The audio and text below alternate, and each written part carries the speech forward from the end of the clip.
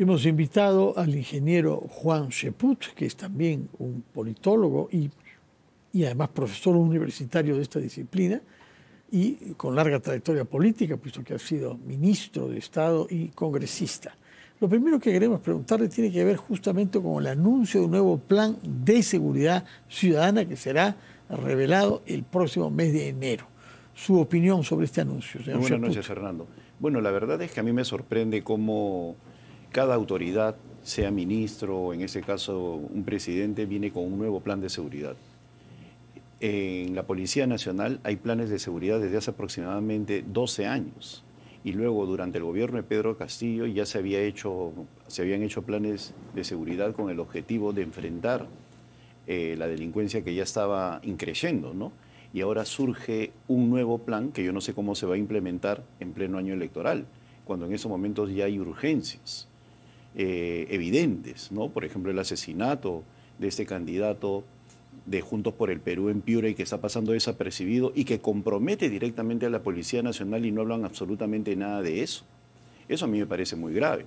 Este señor Percy Panaqué señaló públicamente en el mes de agosto de que él sindicaba a un general, que no recuerdo el apellido, como el eventual culpable si le pasaba algo porque le habían sembrado drogas y estaban sembrando armas, cuando él era inocente, ¿no? Porque estaban comprometiendo a efectivos policiales en actos de corrupción. Y luego aparece asesinado y dicen que es un ajuste de cuentas y ahí se terminó todo.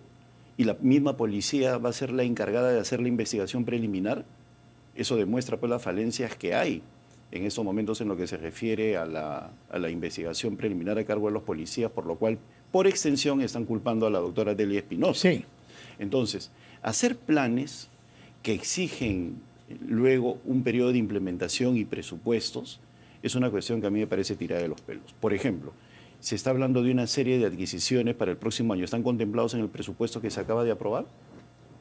Nadie lo sabe, ¿no? Entonces, creo yo que en lugar de estar haciendo planes, el gobierno debería dedicarse exclusivamente a la agenda mínima que el país le ha confiado en un gobierno de transición, que tiene que ver con garantizar unas elecciones transparentes, limpias y seguras, la economía, evitar el déficit fiscal que se siga perforando y recuperar en algo la institucionalidad, ¿no? De acuerdo. Respecto de institucionalidad, ¿cómo ha vivido usted la jornada de ayer, que ha sido una jornada de elecciones internas? No en todo se ha vivido de la misma manera, todos los partidos, pero cada uno ha tenido que tomar acción. Cuéntenos cómo ha vivido usted. Bueno, yo ya desde hace días yo vivía con bastante interés, venía siguiendo con bastante interés los procesos internos de partidos como el APRA, el propio partido en el cual estoy en estos momentos integrando, ¿no? Como invitado, que es País para Todos. Que es el partido que lleva como candidato, me parece, la única candidatura a Carlos Álvarez, ¿no? Efectivamente, y en lo que es Acción Popular, ¿no? O sea, ¿por qué? Porque en esos dos partidos, Acción Popular y en el caso del APRA, hay precandidatos. Entonces, cuando hemos visto ayer una jornada electoral que ha generado expectativas en la ciudadanía, yo me pregunto, ¿no? ¿Cómo es posible que hayamos perdido la oportunidad de instalar esto en la ley, a pesar de que existían ya unas pasos que han podido ser modificadas, pero de todas maneras exigir a los partidos a que haya una suerte de competencia interna y de esa manera los candidatos tengan mayor legitimidad partidaria y política? Y hemos visto ayer una excepción, ¿no? Yo creo que el APRA ha salvado el honor de lo que queda del sistema de partidos políticos, ¿no? Al tener unas primarias efectivas, un militante, un voto, con un grupo de candidatos que tenían distintas posiciones, distintas formas de entender lo que se necesita para el Perú, y al final elegir a alguien que representa el intento de resurgimiento, pero que tiene que ser ahora convocante con el resto, ¿no? Porque estamos hablando de unas primarias y de esa manera alinearse en torno a lo que venga el 12 de abril, ¿no? En su partido, ¿cómo es que se ha vivido la jornada de ayer? La verdad es que a mí me gustó mucho cómo a través de las redes sociales y del propio trabajo de campo que ha hecho el presidente del partido y la secretaria general, la señora Delcy Romero con Vladimir Mesa, han estado viajando por el país buscando que la militancia viaje para elegir a los delegados. Y ayer ellos mismos se han apersonado, han votado, ya salieron los delegados, van a votar, en este caso por una lista única la próxima semana, el día 7, según lo que indica la Una OMP. lista única que es plancha presidencial, Carlos, y que eso para dos cámaras. Claro, vas a ver, y hay una preinscripción en la cual están separados los lugares que corresponden a los senadores y diputados invitados y luego en qué lugar van a ir ya los que decida el partido, los militantes, como consecuencia de la votación. Eso lo van a determinar los delegados la próxima semana. O sea que usted todavía no está seguro de cuál va a ser el papel que le va a caber en las elecciones. Bueno, voy como precandidato para el Senado y el número ya lo determinará el partido la próxima semana. Hay en total hasta el 23 de diciembre. En el caso de los invitados, se separa el lugar y luego los delegados con la dirigencia son los que deciden la ubicación final de cada uno de los invitados, ¿no? ¿Cómo definiría la visión del país que tiene el partido en el que usted está candidateando ahora? ¿Cómo explicaría a quien no conozca el partido cuál es su naturaleza política? Para hablar de ubicación, es un partido de centro que tiene 4 ejes que a mí me interesaron mucho desde un primer instante, ¿no? Un eje social, dentro del cual hay todo un capítulo dedicado a lo que es la educación, la salud, como ejes importantes para el desarrollo humano de la sociedad. Es una cuestión en la cual yo creo mucho. Yo creo que sin eso no se puede construir un capital humano adecuado. Luego, otro tema que tiene que ver con el cuidado del medio ambiente, que es un tema descuidado por una gran mayoría de peruanos, sabiendo de que somos... autoridades, ¿no? Y la prueba es autoridades. nuestra baja representación en la cumbre de Belén, Brasil, ¿no? Por supuesto, ¿no? Y entran en detalles como que no tenemos que ir a ninguna agenda de tipo mundial como la Agenda 2030, todo lo que significa el cambio climático es una opción que evita el desarrollo de los pueblos siguiendo un lenguaje trumpista, ¿no? O sea, malentendido. Acá alguien ha dicho así, alguien ha dicho en un país de glaciares, en un país de Amazonía y de Océano Pacífico. Pero por supuesto, la derecha extrema, derecha extrema. O sea, yo he leído en las redes sociales gente que dice que no tenemos, por ejemplo, el señor Cueto, en alguna oportunidad el señor Montoya, o sea, nada de Agenda 2030, que es una agenda que nos compromete globalista, de caviares y woke. Cuando es una cuestión que tiene que ver con una serie de puntos específicos, uno de los cuales es el medio ambiente y que es importante. Además, una agenda de futuro no significa un compromiso, sino un construir el futuro sobre la base de situaciones, análisis de tendencias, situaciones actuales, ¿no? Entonces, cuando se incorpora el tema del cambio climático desde un punto de vista prospectivo, ¿qué va a pasar con el país si continuamos de esta manera? Es una cuestión que también me interesó. Luego, obviamente, esa forma de sintonizar con el pueblo y que está también en el plan de gobierno, que es el de la seguridad ciudadana, que definitivamente es un problema para un país que tiene tanta minería ilegal, ¿no? Tantos problemas sociales como vinculados a la delincuencia organizada, ¿no? Como el contrabando, el tráfico de personas, el narcotráfico, ¿no? Es una cuestión que tiene que estar indiscutiblemente en la agenda. Y luego el rol económico institucional, ¿no? Yo entiendo por instituciones a reglas de juego permanentes en el tiempo, con un claro liderazgo que no existe en estos momentos hoy, porque vemos que los problemas continúan entre los diversos titulares de los poderes del Estado. Entonces tenemos que volver a tener un tejido social, algo que nos, como decía Ortega y Gasset, en relación a España invertebrada porque no tenía instituciones. Nosotros estamos en una situación muy similar. Lo que estamos viviendo es una ausencia de instituciones. Hablemos sobre una institución importantísima que es el Congreso de la República. Hemos visto varios incidentes espinosos, pero en los últimos días ha sido revelado que algunos funcionarios del Congreso, al parecer, cumplían labores en la sede del partido político Fuerza Popular. Eso es inaceptable, desde cualquier punto de vista, y la respuesta que han dado los dirigentes de Fuerza Popular son no creíbles y no están del lado de la verdad. El hecho que uno sea personal de confianza, más aún de despachos, no significa de que uno va a estar saliendo permanentemente a hacer una serie de actividades. La labor del personal de confianza es en el despacho parlamentario. Entonces, indicar de que esto está dentro de la legal y que uno puede estar saliendo a hacer actividades ajenas a las que corresponden a la función parlamentaria es simplemente una disculpa que demuestra de que hay responsabilidad en Fuerza Popular en esto. Pero hay un asunto que es de fondo, ¿no? Y que ningún parlamentario se atreve a poner sobre la agenda: la eliminación del estatuto parlamentario. El estatuto parlamentario es aquel instrumento normativo que señala que para ocupar un puesto en el Parlamento, sobre todo en el servicio parlamentario, se tiene que tener una trayectoria. Ese estatuto parlamentario fue suspendido cuando era presidente del Congreso Luis Galarreta, y desde ahí no se ha puesto de nuevo en funciones o no se ha recuperado como eje central. Quiere decir que los que son contratados ahora no entran para hacer una porque carrera. se suspendió el estatuto parlamentario. Del todo. Así es. Y inclusive cuando fue presidente Eduardo Salguana prometió restituir el estatuto parlamentario, que como te digo, es una línea de carrera. Una persona que ocupa un puesto en la dirección parlamentaria tiene que tener como una un diplomático que han Así hecho es. una formación específica y que hacen una carrera, Sobre todo porque independientemente del poder político. Porque en el caso del Congreso no existen alternativas como para decir que tiene una trayectoria en el en otras entidades del Estado, cuando se sabe que es único, ¿no?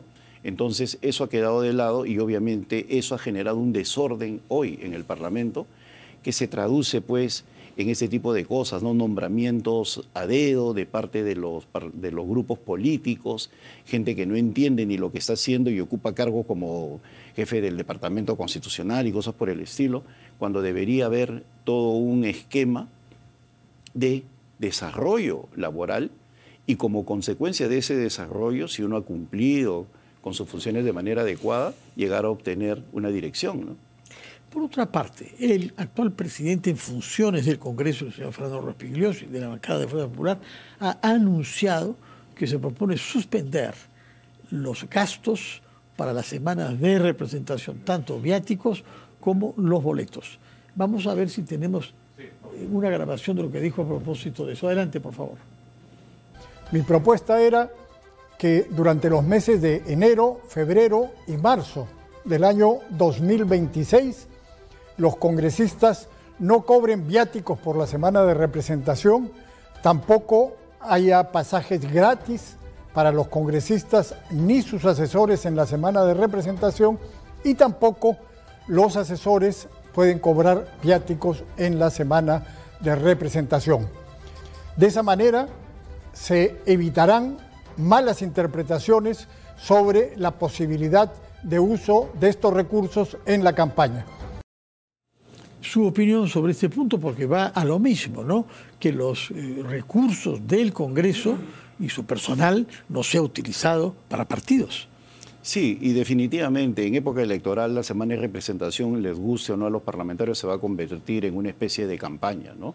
Es una cuestión que va inclusive con la forma, con el género humano, ¿no? O sea, hay una tentación que va a ser difícil de evitar. Hay un complemento, en este caso está complementando una posición de la congresista Norma Yarrow de eliminar por completo la semana de representación durante el periodo electoral, que es como era antes. Antes se suspendía, o sea, termina la legislatura el 15 de diciembre, entramos en un proceso electoral y no había semana de representación, casualmente para evitar de que existan ventajas sobre otro tipo de candidatos que no gozan ni de recursos públicos ni de las facilidades logísticas que da el Parlamento.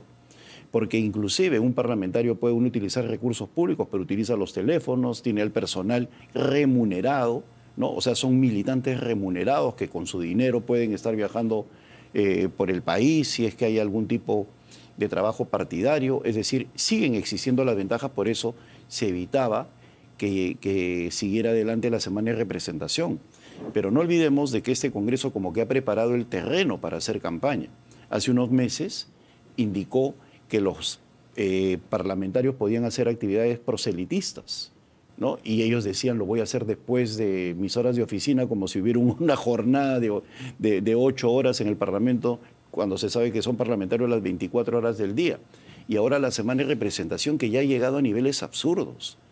Empieza el próximo 10 de diciembre hasta el 16, sabiendo que hay 4 días previos de feriados, ¿no? O sea, alteran el ciclo de la semana de representación y en lugar que sea como siempre ha sido de lunes a viernes, la llevan al miércoles 10 y de esa manera se van a desaparecer aproximadamente 10 u 11 días que definitivamente lo van a utilizar en la campaña electoral, haciendo sus chocolatadas y cosas de ese tipo.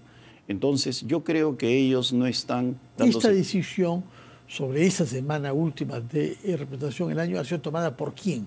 Por la actual presidencia, por la Junta de Portavoces, por el actual presidente del Congreso. Y eso yo lo he leído en la página web del Congreso, ¿no? Se modifica y va a ser del 10 al 16. Sabiéndose que 8 y 9 son días feriados. Sabiendo que son feriados y en la práctica desde el viernes, desde el sábado, van a estar en posibilidad de poder irse de viaje o de utilizar ese tiempo en una campaña proselitista, ¿no? Entonces, no entienden ellos lo que significa, pues, la percepción ciudadana respecto al trabajo que viene haciendo el Parlamento, ¿no? Y cometen ese tipo de abusos. Es también importante la actitud del Congreso hacia instituciones independientes como el Ministerio Público. ¿Qué cosa está pasando según su criterio? Bueno, hay un enfrentamiento ahí específicamente contra la doctora Delia Espinosa que a mí me parece ya personal. No estamos hablando con objetividad. Yo he sido durante 3 años miembro de la Subcomisión de Acusaciones Constitucionales y ante el mismo hecho la sanción era similar para todos. Se presentó una acusación de parte de un grupo de congresistas contra 4 fiscales. 3 son exonerados y solamente contra una persona, contra la doctora Delia Espinosa, se dirige el dardo inclusive de la inhabilitación por 10 años, que se va a discutir en esta semana, ¿no? Entonces, allí hay un enfrentamiento motivado seguramente porque la doctora Delia Espinosa también ha sido muy severa con el comportamiento de algunos parlamentarios y esto ha generado una reacción que no se debe dar en un contexto institucional. Por eso te decía de que acá hay un grave problema institucional. Hay una ley que está siendo cuestionada por la ciudadanía y que tiene efectos prácticos en la delincuencia. Y la ley sobre quién dirige la investigación criminal. Y estamos viendo el caso de Piura. Pero hay un artículo constitucional. Claro que es el Ministerio Público quien se encarga, el que dirige desde el inicio. Así es. Entonces, lo peor de este tiempo, de estos tiempos, estimado Fernando, es que uno ya no confía en nada. Vemos cómo inclusive el Tribunal Constitucional acelera sus tiempos normales de decisión para sacar medidas que pueden ir en contra de la propia fiscal Delia Espinosa, como acabamos de ver ahora, que intenta suspender un fallo que la reincorporaba, ¿no? Entonces, hay un desorden institucional y en este caso específico el Congreso de la República está haciendo muy mal en pretender inhabilitar a una fiscal que solamente está cumpliendo con su deber. En todo caso, hay mecanismos en el Congreso que permiten de que si hay alguna diferencia, esta se disipe o se aclare, ¿no? Está la Comisión de Justicia, que puede convocar a la señora Delia Espinosa y decirle en sesión reservada qué es lo que está pasando, sin llegar a la acusación constitucional que intente inhabilitarla por 10 años. Y como te digo, ¿no? Es una acusación para 4 fiscales, de los cuales sacan a 3 y solamente dejan a una persona por una ley que está siendo cuestionada. Y te decía, porque yo estoy revisando el caso de Piura, porque en lo personal puede ser el inicio de una cadena de atentados, entonces no puede ser que la policía en tiempo récord diga, no fue un ajuste de cuentas, sin ningún tipo de investigación, contra una persona que en agosto ya se indicaba a un grupo de policías como que lo estaban arreglando y que estaban haciendo una serie de problemas. Y ahí tenemos el quid del asunto. La policía se encarga de una investigación en la cual la policía podría estar comprometida, más los elementos que siempre hay, ¿no? Y lo más lamentable es que tratándose de un candidato al Congreso, de un candidato a una diputación por Piura, por un partido Juntos por el Perú, el ministro del Interior dé una conferencia de prensa el día de hoy y no diga nada, cuando esa tranquilamente podría ser un signo de su gestión, indicar a raíz de esa muerte no vamos a permitir que vuelva a ocurrir otra más, simplemente ignora una situación tan grave como esa y el propio presidente también. Y no podemos minimizar eso porque podríamos llegar a lo que sucedió también con periodistas que empezaron a matar en Ícaro y en otro lugar. Muchísimas gracias por su presencia, por alertarnos sobre este punto que en efecto ha debido ser abordado con mucho más énfasis y no dar lugar a especulaciones un poco rápidas de parte de la autoridad policial. Muchas gracias, señor Cheput, y retenemos que usted se ha decidido entonces a postular como candidato al Senado en el partido que lleva como candidato presidencial a Carlos Álvarez. Muchas gracias por su presencia y muy buenas noches. Vamos a hacer una breve pausa y retomamos rápidamente Prueba de Fuego con el jurista Andy Carrión, con el que hablaremos naturalmente sobre temas ligados a la justicia penal.